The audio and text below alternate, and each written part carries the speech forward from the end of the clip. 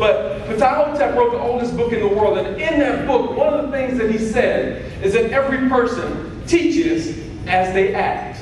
And what he meant by that is that somebody is always watching you. Now I realize that you're a rising freshman, and that you actually, some of you will be looking at the upperclassmen, for example, but somebody is watching you and taking an example from you. So raise your hand if you have a younger brother, a younger sister, or a younger cousin. Let me just see a show of hands. Okay, hands down. Somebody is watching you, whether you realize it or not. And they're acting based on how you act.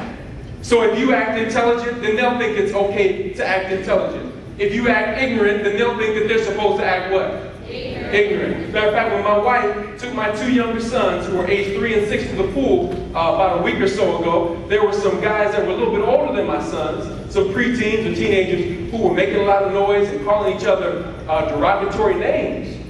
And they were setting an example, and my wife had to call them out and say, "Excuse me, we have younger children here." So I want you to be mindful of that in your communication with each other, especially if you're having a conversation that would not be good for younger people, and you see younger people around. Be mindful of that, to lower your voice or hold that conversation to another time. Ashe? Ashe. The next slide is an opportunity to go to certain things because you don't know about it. But I asked about it because I've been studying Ptahhotep's writings for several years now.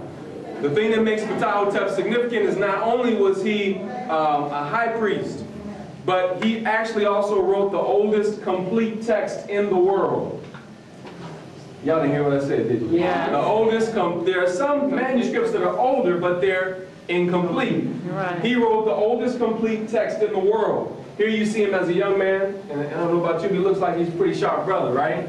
Oh, you like them locks? Yeah. Okay. Here he's pictured as a little bit older. He wrote his book when he was 110 years old. Say, how do you know, brother? How do you know? Because he says that in the preface of the book. Right. That he's 110 years old. Okay. The book is a collection of 37 wise sayings. And in case you're wondering if those sayings would be applicable to today, 14 of the 37 wise sayings are based upon information about practicing nonviolence. So you think we could use that today? Absolutely. Now, if you're interested in doing further study on that, one of my elders by the name of Dr. Asa Hilliard, whom I'm sure many of you are familiar with, he wrote a book back in the 80s that he edited with Nia Damali and Larry Williams called The Teachings of Ptahhotep, the oldest book in the world. That book is very difficult to find right now because it's out of print. There's some copies left. But it would be easier for you to find his book, Saba, The Reawakening of the African Mind, and he has an entire chapter about Ptahhotep, and he begins to break down the teachings and what they mean at a deeper and a higher spiritual level. Ashe? Ashe. Right. SBA. It's SBA, which is pronounced Saba, The Reawakening of the African Mind. Asa Hilliard. Yes. It has a red cover. Hopefully you'll be able to pick that up. Middle flag. What we see is what's called the writings of the Medu Neter. Everybody say Medu Neter. Medu Neter is what the Greeks called hieroglyphs. And here we see the writings carved into the walls of the temple. I wish I could actually take some of you with me to Egypt.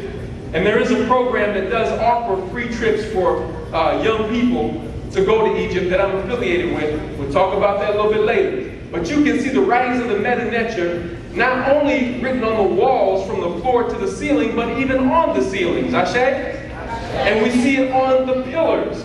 But the Medu Neter is translated to mean sacred writings, or get this now, Word of God. This is how sacred the writings of our ancestors were, because it contained the keys to living an abundant life. As we go to the next slide here, I'm going to show you some other examples of it, because here you see the temple of Heru and Edfu, and you can see some of the sacred writings carved into the columns, and you see the gentleman standing there looking up in awe and magnificence at how huge and gigantic this temple is. You see, we built for eternity, and these temples are still standing. And we can go back and rescue and reconstruct our history and our culture, and when we do, we'll find out that we were not niggers. Ashe? Ashe. Somebody else gave us that word, and we took it and ran with it, calling ourselves things that we are not. As we go a little bit further, I want to show you that this is the Shemait Epet at Waset. Everybody say Shemait Epet.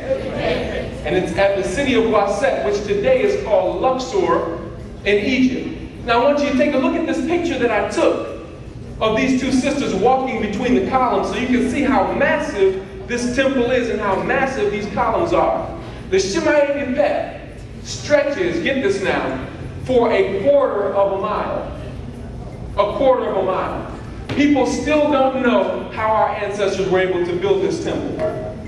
They still don't know how we were able to build these great things. As a matter of fact, the present name of the city is called Luxor, which in Arabic means the palaces. And that's because when the Arabs came into Egypt and saw how magnificently our ancestors were living and the places where we were learning and being educated and worshiping, it was such a great place of luxury.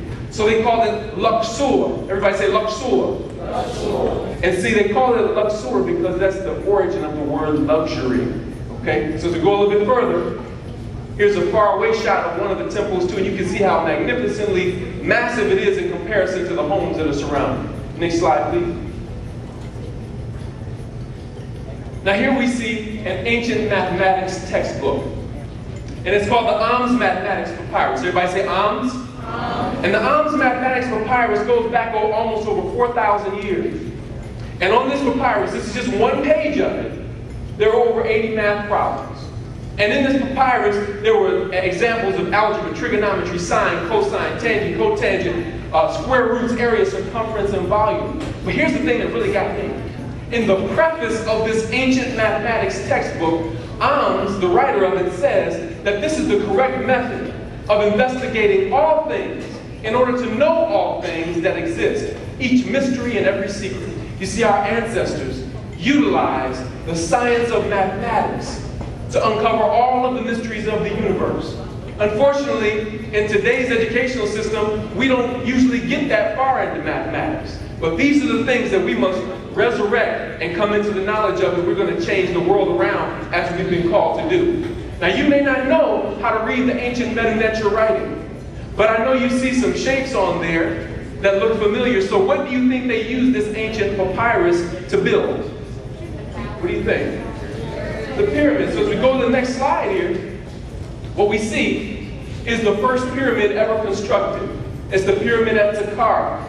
And it goes back over 4,500 years ago. This is the world's first skyscraper. And you can see the temple in the foreground. There used to be a 30-foot wall surrounding that entire enclosure. Part of the temple is left.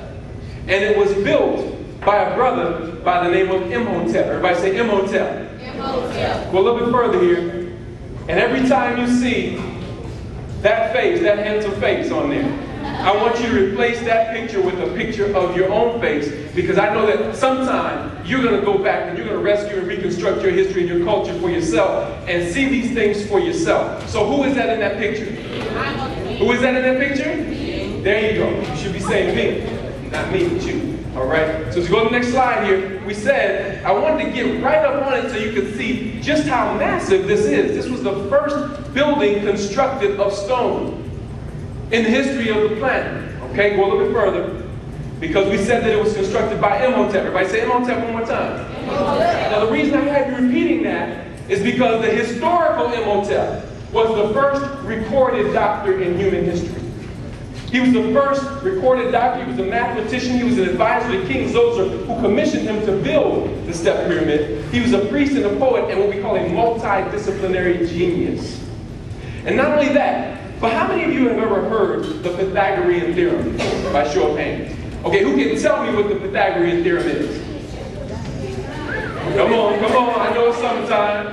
A squared plus B squared equals C squared. Okay. Now Pythagoras, the Pythagorean theorem is named after a Greek named Pythagoras who came over 1,000 years after Imhotep.